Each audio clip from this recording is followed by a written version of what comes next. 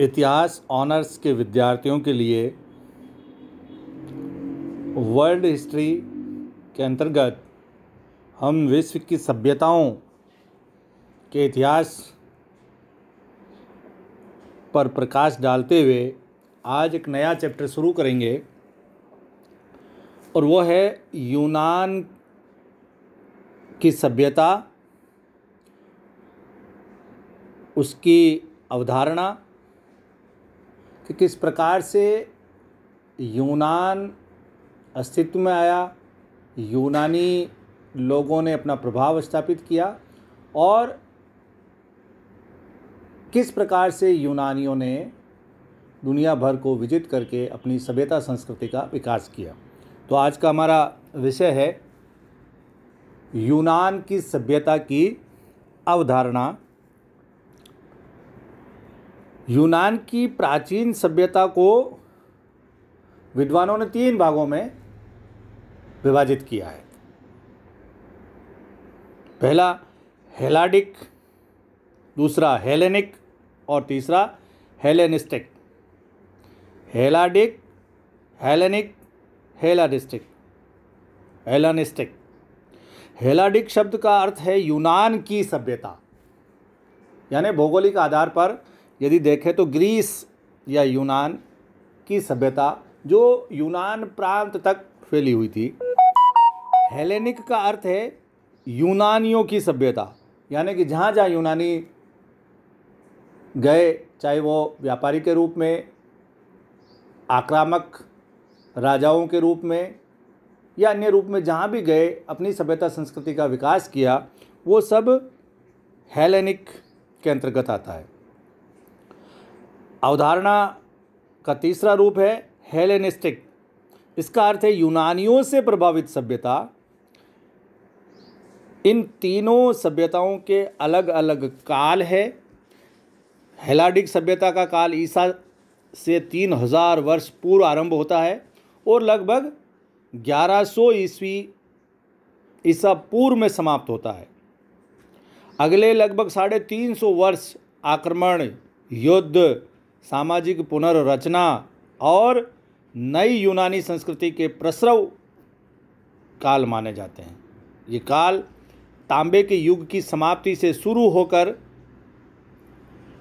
लौह युग की प्रारंभिक शताब्दियों तक विस्तृत है। हेलेनिस्टिक सभ्यता का उदय सिकंदर महान के पश्चात उसकी दिग्विजय और विश्व पर यूनानी सभ्यता के प्रभाव के फलस्वरूप होता है। इस सभ्यता का काल सिकंदर की मृत्यु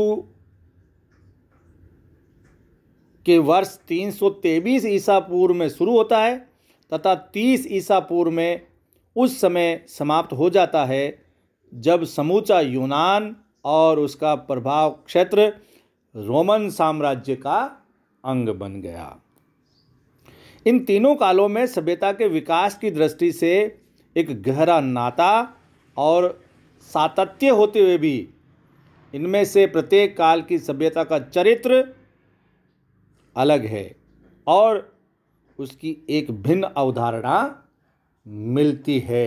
यानी मूल रूप यूनानी है, लेकिन फिर भी इसके स्वरूप रूप अलग अलग हैं। सबसे पहले हम जिक्र करेंगे हेलाडिक अवधारणा। हेलाडिक सभ्यता लगभग 1 शताब्दी पहले तक पूर्णतया विस्मृत और धरती की परतों के नीचे दबी हुई थी। यह सभ्यता पुरातत्वविदों के अनुसार मिनोआन माइसीनियन सभ्यता कहलाती है।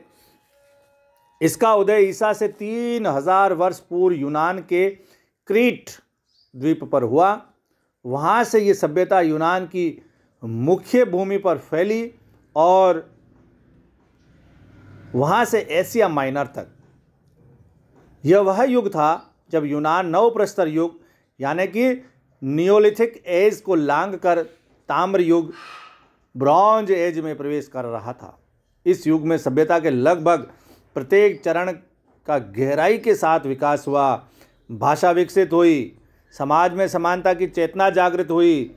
धर्म अपने मूल रूप में मात्र देवी की पूजा से प्रारंभ हुआ और बुनियादी अर्थ में एकेश्वरवादी रहा। सरकार का चरित्र उदार रहा। कलाओं और विज्ञान का तेजी से विकास हुआ। पत्थर की सड़कें बनी और 250 कमरों वाले आलीशान राजमहल बने। नृत्य, गायन बहुत फले फूले। मुक्केबाजी, दौड़ तथा शतरंज जैसे खेल अस्तित्व में आए। खूबसूरत बर्तन बने और जेवर भी। इस प्रकार इस काल में सभ्यता की संपूर्ण परिकल्पना रही, जिसमें उसके प्राय प्रत्येक पक्ष का चिंतन और विकास हुआ। दूसरी अवधारणा है हेलेनिक अवधारणा। हेलेनिक अथवा यूनानियों की सभ्यता दो प्रमुख अवधारणाओं पर आधारित थी। पहली तो यह कि धर्म और पुरोहित वर्ग सभ्यता, संस्कृति और समग्र सामाजिक राजनीतिक जीवन के नियंता और निर्णायक नहीं हो सकते, तथा दूसरी यह कि व्यक्ति की स्वतंत्रता, उसका हित और उसके व्यक्तित्व की गरिमा सर्वोपरि है। हेलेनिक अथवा यूनानियों की सभ्यता ने धर्मनिरपेक्षता की दिशा में एक निर्णायक कदम बढ़ाया और राज्य तथा धर्म की निरंकुशता अथवा सामूहिकता के दबाव से व्यक्ति को मुक्त करके एक व्यक्ति व प्रधान संस्कृति की दाग बेल डाली। हेलेनिक अथवा यूनानियों की सभ्यता ने मनुष्य के व्यक्तित्व को केंद्र में रखकर समाज, धर्म और राज्य के तत्व तथा उनकी संस्थाओं के बारे में चिंतन शुरू किया। इस सभ्यता ने मानव जाति को चिंतन की वसीयत सौंपी और सभ्यता की वह अवधारणा भी जो व्यक्ति की स्वतंत्रता और उसके कर्तव्य की श्रेष्ठता में विश्वास करे।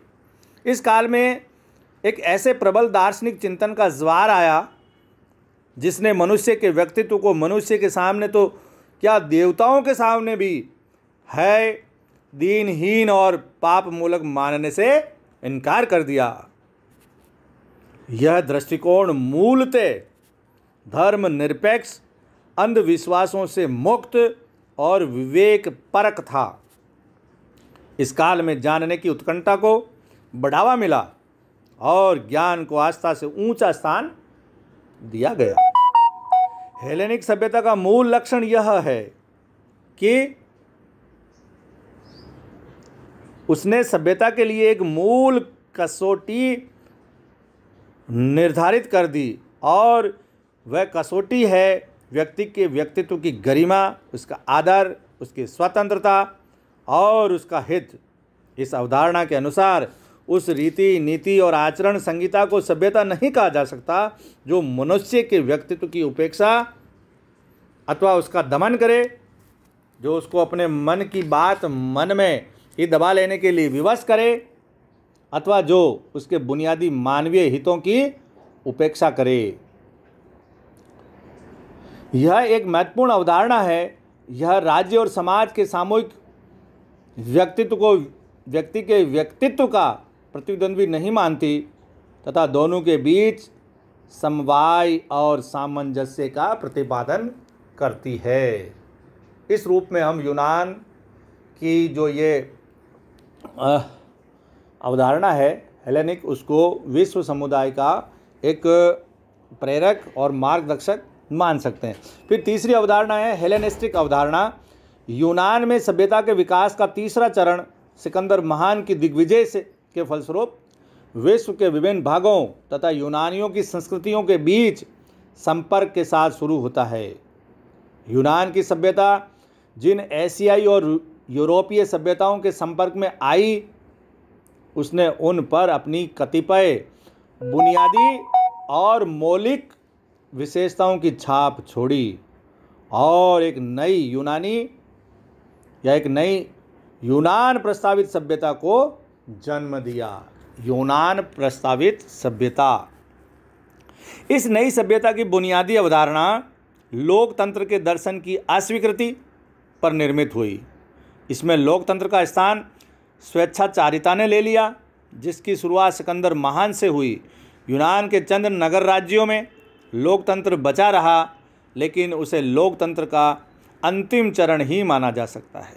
इस सभ्यता ने यूनानी सभ्यता की सादगी और मितव्ययता को भी तिलांजलि दे दी तथा जीवन के प्रत्येक क्षेत्र में, चाहे वे वास्तुकला हो, चित्रकला हो, स्थापत्य कला अथवा निजी जीवन, आडंबर, प्रदर्शन, शान शौकत और विलासिता का उदय हुआ।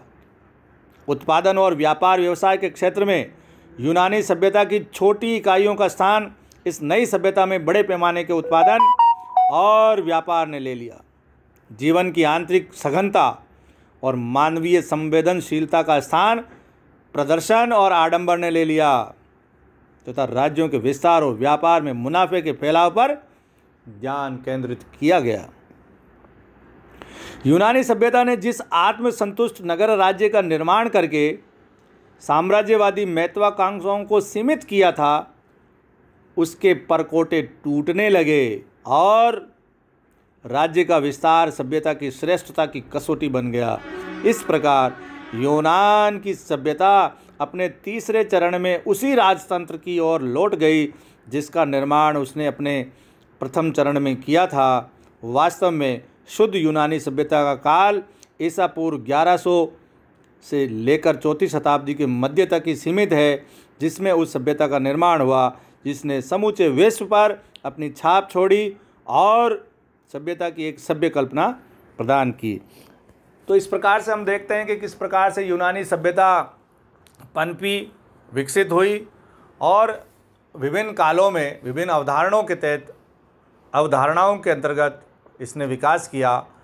एक छत्र राज्य राजतंत्र से उदय होकर एक लोकतंत्र और व्यक्ति की गरिमा की पराकाष्ठा पर जाकर के पुनः ये राजतंत्र की ओर लौट गई। लेकिन विश्व समुदाय को बहुत कुछ इस सभ्यता ने दिया है। धन्यवाद। Professor Jalaluddin Kathat, SD government college,